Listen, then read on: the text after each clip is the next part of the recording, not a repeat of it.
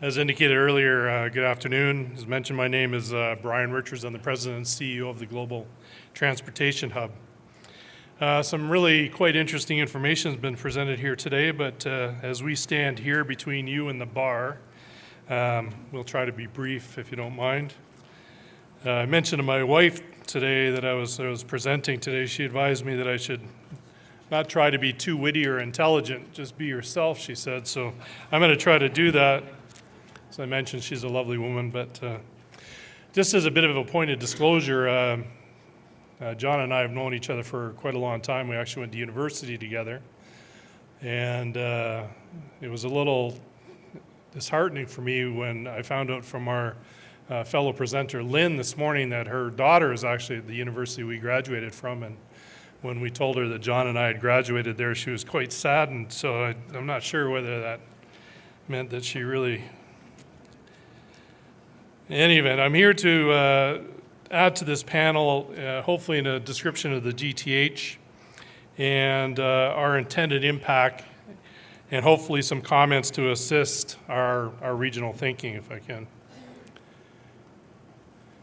So for those that don't know, sounded like the show of hands that mostly everybody was familiar with the GTH and had been out there, but that photograph is the raised area is the imprint. I looked at my colleague when John brought up how many acres, because we quite often argue amongst ourselves exactly how many acres are there.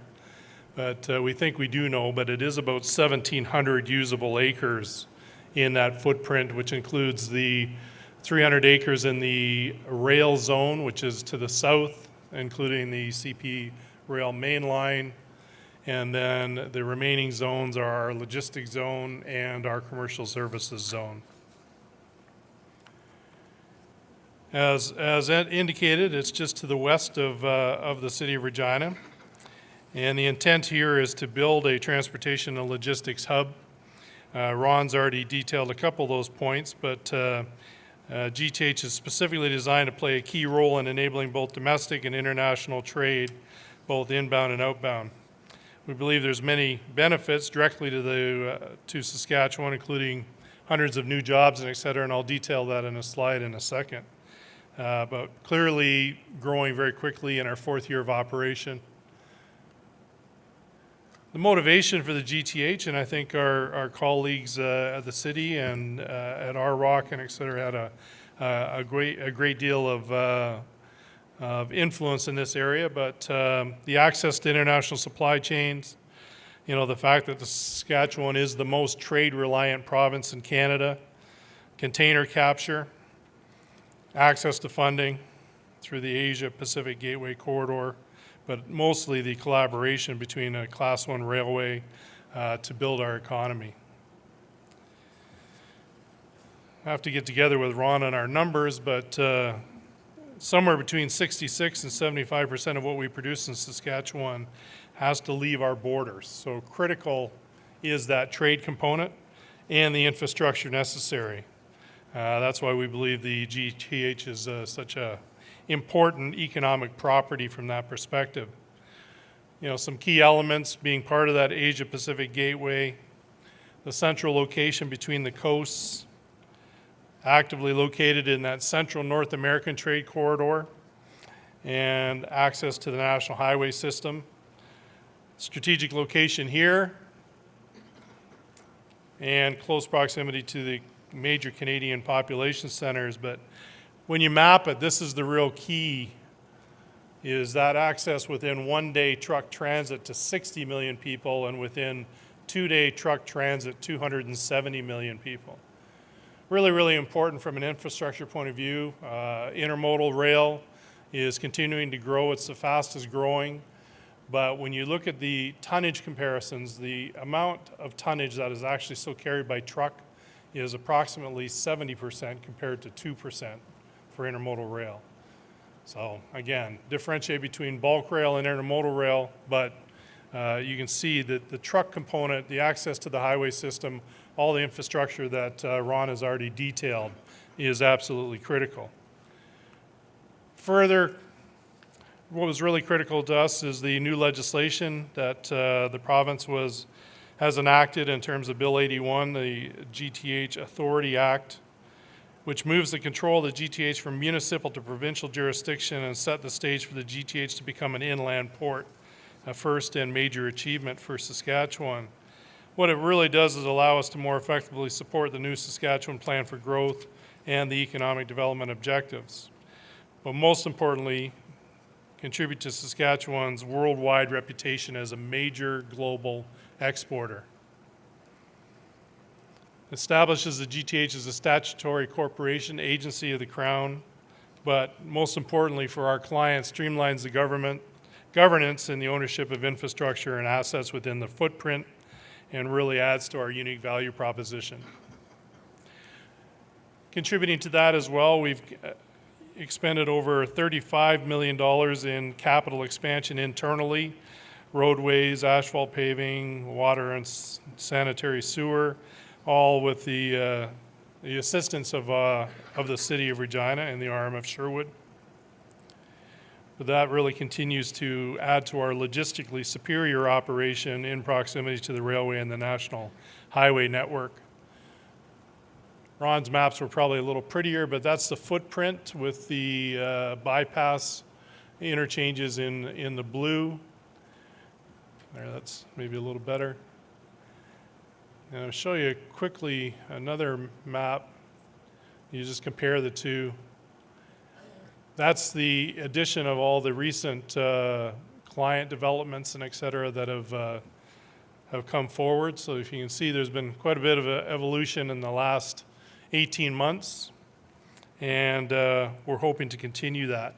A real critical element for that highway infrastructure is the concept of 5 to 55. I'm not sure if many have heard of that, but 5 minutes to 55 miles an hour is a critical element in terms of shipping, getting your products out, getting them moving on the highway system. I spent the bulk of my career in the transportation trucking industry, and there's definitely time is money in that particular environment where every operator gets paid by the hour, and your compensation comes, your revenue comes from revenue per mile. So it's really critical to get those goods moving, and one of the critical elements of the infrastructure that Ron was talking about. The overall benefits from the spring of 2014, just to summarize, over $485 million in total private investment, almost 800 full-time jobs with lots of construction jobs ongoing. I know a few people have stopped me here today to say, can't believe how much dirt has been moved this summer, and we really have, and getting ourselves in position for much more growth next construction season. We're up to 4,600 to 4,800 truck movements a week, with over $16 million in incremental diesel fuel tax and $12 million in personal income tax, which is good contributors to the Saskatchewan Plan for Growth. The initial motivation we talked about really was the CP Rail decision with cooperation with the City Fathers at the time to move the Regina operations from Dudney Avenue out to their main line to the west. In the rear, you'll see the Loblaws 1.1 million square foot facility. That particular CP facility is built out to do about 250,000 container lifts a year, currently doing about 45,000, so there's every opportunity for growth there. So our list of clients is growing. We're up to several clients of note, plus a couple of additional SaskTel and Rogers cell towers, which are really important. What's really encouraging recently is the global attention we are receiving. Unfortunately, those are all governed by NDAs, but several foreign investment options are looking at this region. Additionally, future success for us in the province really includes value-add ag processing, using our resource base here in Saskatchewan, adding value and then selling or shipping to the world. A much better, much valued addition to our exports, and it's a definite focus for us in the next little while. So that's a little bit about the GTH. Thank you for that. I guess the next question is where to from here? And in terms of contributing to this particular conference and the decisions that we have to make in the next little while. It's very hard to communicate how and where many of our speakers have contributed to this. I apologize if I repeat some of their opportunities, but number one clearly is collaboration. Everywhere our infrastructure is aging, demand is growing. The solution, which we clearly heard from Mayor Corrigan this morning, is only through cooperative planning, design, and operation, which would reduce the overall cost of ownership amongst all the users. Investing in the future is definitely hard, and it does take everyone participating, so it is beneficial for all of us to be here, there's no question. You know, we talk a lot internally about regional versus global. You know, talked about all that exports that's going to the globe from Saskatchewan, and our title here today is Maximizing Regional Growth Opportunities. So trying to sit in the middle of that, we need to compete globally, but often we can only really benefit folks in a smaller regional setting.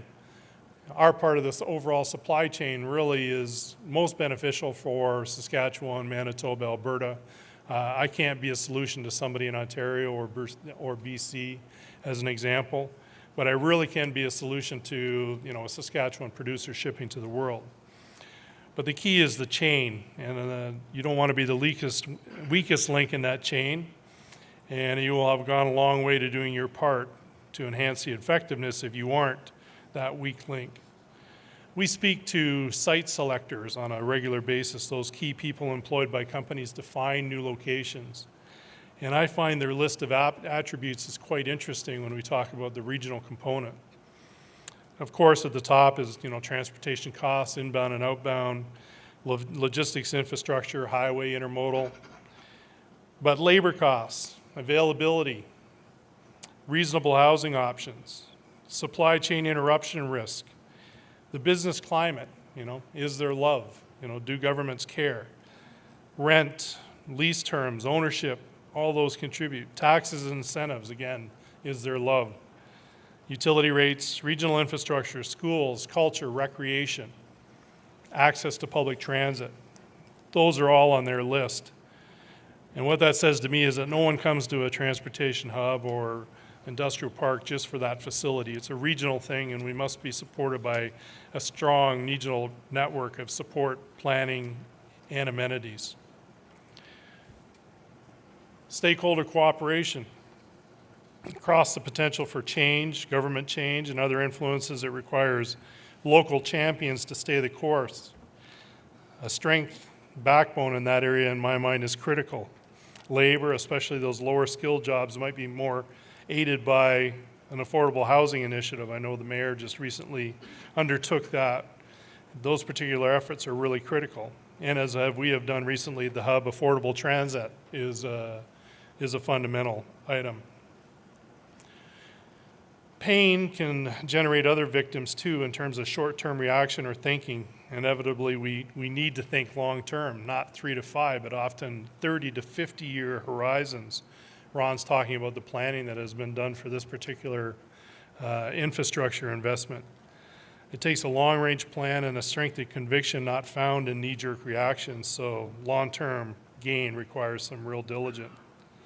We often joke internally that 20 years from now, people will be complaining why the hell we put this damn thing in the middle of the city when they start to look at the GTH. And of course, the last thing, with apologies to James Carville, Bill Clinton, is it's the economy. That's why we do this. We move goods to markets, what supply chains are all about. Of course, every time I talk about the economy, it always reminds me of the story of the guy walking down the street and sees a guy clearly down on his luck. Feeling generous, he walks over and says, "Buck up, my good fellow. My broker tells me better economic times are just around the corner."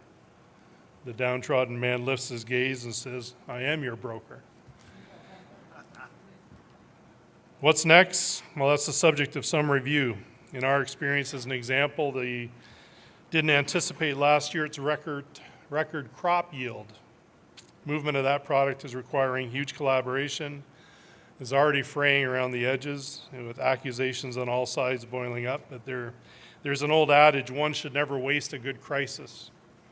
So the crisis often creates an opportunity to act or change that was previously unknown. So In that regard, we need to constantly assess, and we know intuitively that there is known unknowns out there. Of course, the unknown unknowns are the ones that keep us awake at night. So thank you very much for your time to discuss a little bit on the Global Transportation Hub and contributions to regional planning, and I will turn it over to Judy, I believe. Thank you.